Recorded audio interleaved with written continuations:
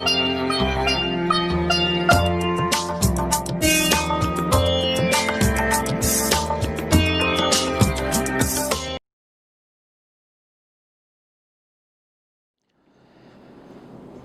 बहुत ही प्रिय और बेहद सम्मानित साथियों, हृदय की गहराइयों से अभिनंदन, बहुत बहुत हार्दिक स्वागत।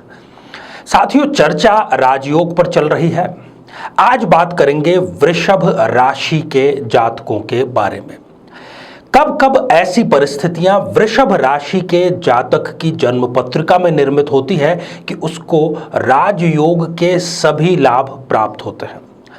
यहां पर राजयोग की जिसकी हम बात कर रहे हैं वो केवल कोई सरकारी पद प्राप्त करना, चुनाव जीत जाना यहां तक सीमित नहीं है। हो सकता है कि आप किसी भी क्षेत्र में हो, जिस किसी क्षेत्र में आप कार्य कर रहे हैं उस क्षेत्र में जो भी शिखरतम बिंदु होता है उसको छूना हमारी नजर में यही राजयोग की सही परिभाषा होगी। वृषभ राशि के जातकों के जिस राजयोग की आज हम चर्चा कर रहे हैं उसको यदि शास्त्रीय भाषा में कुछ कहना हो तो उसका उल्लेख हम करना चाहेंगे रजनीश राजयोग। रजनी अर्थात रात, ईश अर्थात ईश्वर, रजनी ईश।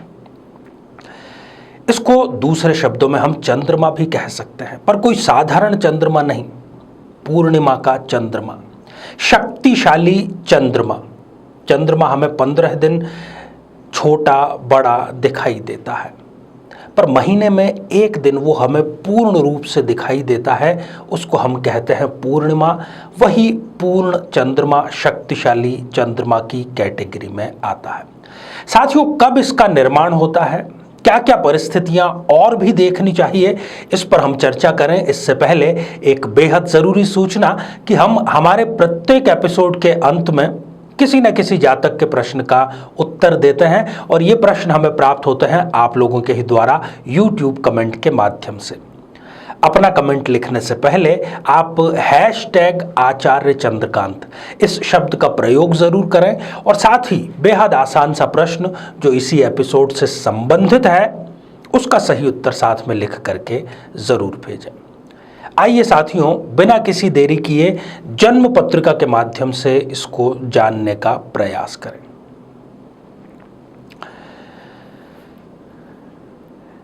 साथियों, बात हम आज करेंगे रजनीश राजयोग की।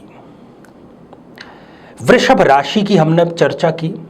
अब सबसे पहली बात, हम यहां पर आपको केवल उदाहरण के लिए जन्म पत्रिका दिखा रहे हैं। जन्म पत्रिका किसी भी लग्न की हो सकती है, अर्थात चाहे वो मेष लग्न की हो, वृषभ लग्न की हो, मिथुन की हो, 12 में से किसी भी लग्न की क्यों ना हो। जो बिल्कुल ज्योतिष की जानकारी नहीं रखते उनको मैं ये कहना चाहूंगा कि जहां कहीं पर भी जन्म पत्रिका में 2 नंबर का अंक लिखा है, कहीं पर भी वो लिखा हुआ हो, यदि वहां पर चंद्रमा विराजमान है तो हम कहते हैं कि इस व्यक्ति की जो राशि है वो वृषभ राशि हो गई। ये पहली बात, ये पहली शर्त यहां पर है। दूसरी है कि यहां पर जो बैठा हुआ चंद्रमा है वो पूर्ण रूप से बली हो। और तीसरी शर्त है कि बृहस्पति अर्थात गुरु की इन पर स्पष्ट और पूर्ण दृष्टि पड़ रही हो। अब यहां पर यदि हम समझने की बात करें तो हमने चंद्रमा को मान लीजिए कि लग्न में स्थापित कर दिया, तो ये एक वृषभ राशि की जन्म पत्रिका हो गई।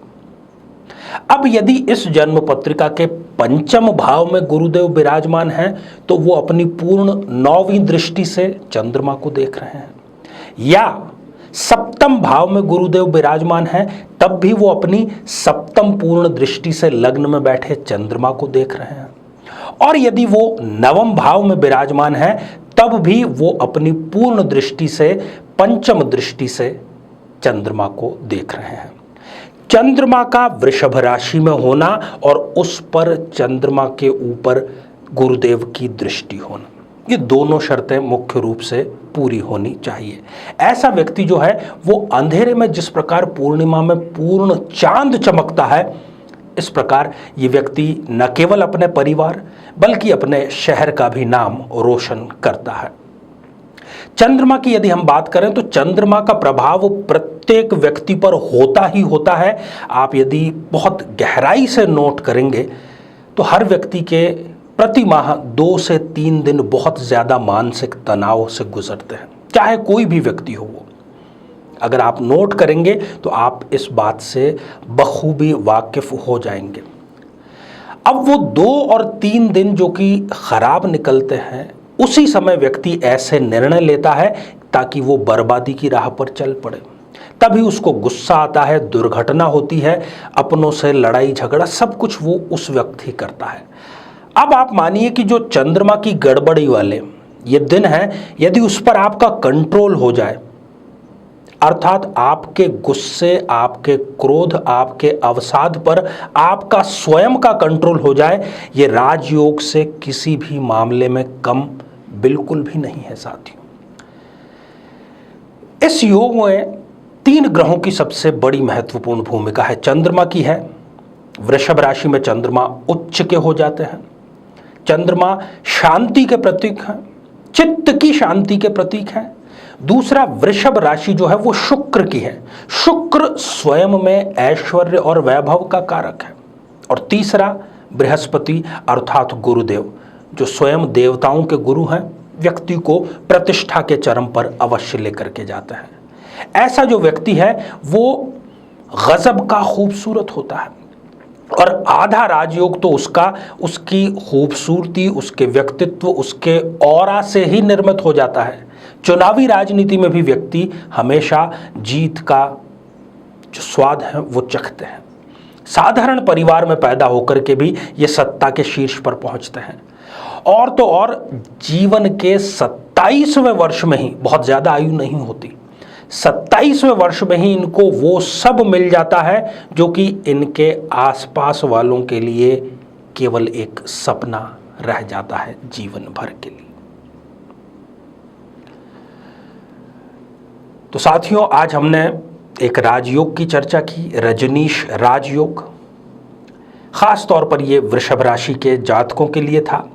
राजयोग पर बेहद शोधपरक, बहुत ही रोचक, रहस्य उद्घाटन करने वाले और भी एपिसोड आपका बेसब्री से इंतजार कर रहे हैं।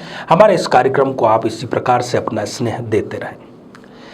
आइए साथियों, अब हम बढ़ते हैं आज के हमारे कमेंट के चरण की ओर। आज हमने कमेंट शामिल किया है रूप नारायण सैनी जी का, जो कि उन्होंने लिखा है फुलेरा राजस्थान से। रूप नारायण जी, आपने पूछा है कि सरकारी नौकरी कब लगेगी। थोड़ा सा आपको इंतज़ार करना पड़ेगा, जनवरी 2022, उसके बाद में आपकी सरकारी नौकरी अवश्य लगेगी। कोई दुनिया की ताकत उसको रोक नहीं सकती। चंद्रमा केंद्र का अधिपति है, केंद्र में ही विराजमान है, और गुरु स्वयं हंस योग, जो कि 5 महापुरुषों में से एक योग है, वो निर्माण कर रहे हैं। बस सही समय का इंतज़ार करें, तैयारी में किसी प्रकार की कमी न रखें। अब साथियों, आज का बेहद ही आसान सा प्रश्न। आज हमने जिस राजयोग की चर्चा की उसका शास्त्रीय नाम क्या है, उसका नाम आपको लिख करके भेजना है। साथियों, आप सभी स्वस्थ, समृद्ध और शांतिपूर्वक जीवन व्यतीत करें। नमस्कार। जीवन में किसी समस्या का सामना कर रहे हैं, जैसे कि शादी में देरी होना, पति पत्नी में मनमुटाव या तलाक तक की नौबत आ जाना, संतान का प्राप्त न हो पाना, नौकरी या धन प्राप्ति में बाधा आना, जीवन के प्रत्येक क्षेत्र में किसी न किसी प्रकार की बाधा आना, तो आज ही अपनी जन्म पत्रिका का संपूर्ण विश्लेषण करवाएं और पाएं समस्या से सदैव के लिए मुक्ति।